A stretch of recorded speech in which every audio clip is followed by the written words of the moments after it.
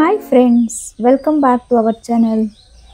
ಇದು ನಾನು ಊರಿಗೆ ಹೋದಾಗ ಅಮ್ಮನ ಮನೇಲಿ ನಮ್ಮ ದಿನಚರಿ ಹೇಗಿರುತ್ತೆ ಅಂತ ನೋಡಿ ತಿಂಡಿ ಎಲ್ಲ ತಿಂದಾದ್ಮೇಲೆ ನಾವು ಈ ಥರ ಗಿಡದಲ್ಲಿ ಹೂವಾಗಿರುತ್ತಲ್ಲ ದೇವರಿಗೆ ಇಡ್ಲಿಕ್ಕೆ ಅಂತ ಈ ಥರ ಬೆಳಿಗ್ಗೆ ಹೂವು ತೆಗಿಲಿಕ್ಕೆ ಬರ್ತೀವಿ. ಇದು ಎಕ್ಕ ಗಿಡ ಇದೆ, ಅದರದ್ದು ಹೂವು. ಇದು ಶಿವ ದೇವರಿಗೆ ತುಂಬಾನೇ ಇಷ್ಟವಾದದ್ದು. ಹಾಗೂ ದಾಸವಾಳ, ಕರವೀರ ಹೂವು, ಸಿಕ್ಕಾಪಟ್ಟೆ ಹೂವು ಆಗುತ್ತೆ ನೋಡಿ. ಇಷ್ಟು ಹೂವು ಅಲ್ಲದೆ ತುಂಬಾನೇ ಹೂವು ಆಗುತ್ತೆ. ನಾವೆಲ್ಲ ತೆಗಿಲಿಕ್ಕೆ ಹೋಗುದಿಲ್ಲ, ಹಂಗೆ ಗಿಡದಲ್ಲಿ ಬಿಡ್ತೇವೆ ನೋಡಿ. ಸುತ್ತ ನಿಮಗೆ ಫುಲ್ ಗ್ರೀನರಿನೇ ಕಾಣಿಸುತ್ತೆ. ಇಲ್ಲಿ ನೋಡಿದ್ರು ನೋಡಿ, ಒಂದು ಕಲ್ಲಿದೆ ಬಟ್ಟೆ ಒಗೆಯೋಕೆ. ಇಲ್ಲಿ ನಾವು ಫಸ್ಟ್ ಇಲ್ಲೇ ಬಟ್ಟೆ ಒಗಿತಿದ್ವಿ, ಇವಾಗ ಒಳಗಡೆ ಒಗಿತೇವೆ. ಇಲ್ಲಿ ಒಂದು ಕೆರೆ ಇದೆ ನೋಡಿ, ದೊಡ್ಡ ಕೆರೆ. ಇದು ನೀರಿಗೆ ನಾವು ಯೂಸ್ ಮಾಡೋದಿಲ್ಲ. ಫಸ್ಟ್ ಇದೇ ನೀರು, ಅಂದ್ರೆ ನಾವು ಚಿಕ್ಕವರು ಇವಾಗ ಇದೇ ನೀರೆಲ್ಲ ಯೂಸ್ ಮಾಡ್ತಿದ್ರಂತೆ. ಇವಾಗ ನಾವು ನಮ್ಮ ಗಣಪತಿ ಇಡ್ತೇವಲ್ಲ ಚೌತಿಗೆ, ಅದನ್ನು ಗಣಪತಿ ವಿಸರ್ಜನೆ ಮಾಡ್ಲಿಕ್ಕೆ ಈ ಕೆರೆಯನ್ನು ಯೂಸ್ ಮಾಡ್ಕೋತೇವೆ.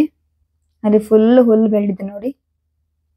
ಇವಾಗೆಲ್ಲ ಇಲ್ಲಿ ಹೋಗುವಾಗ ಸ್ವಲ್ಪ ಜಾಗ್ರತೆ ಇರ್ಬೇಕಂದ್ರೆ ಸುತ್ತಮುತ್ತ ಹಾವು ಎಲ್ಲ ಇರುತ್ತಲ್ಲ, ಸ್ವಲ್ಪ ನೋಡ್ಕೊಂಡು ಹೋಗ್ಬೇಕು.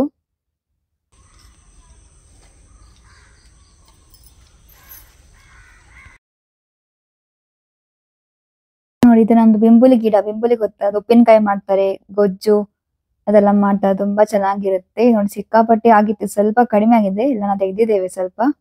ಇದು ನಾವು ಚಿಕ್ಕವರಿಂದ ಇದು ಗಿಡ ಇದೆ. ಇದು ನೋಡಿ, ಚಿಕ್ಕ ಗಿಡ ನೆಟ್ಟಿದೆ ಸಹ, ಇದು ಹಂಗೆ ಇದೆ ನೋಡಿ.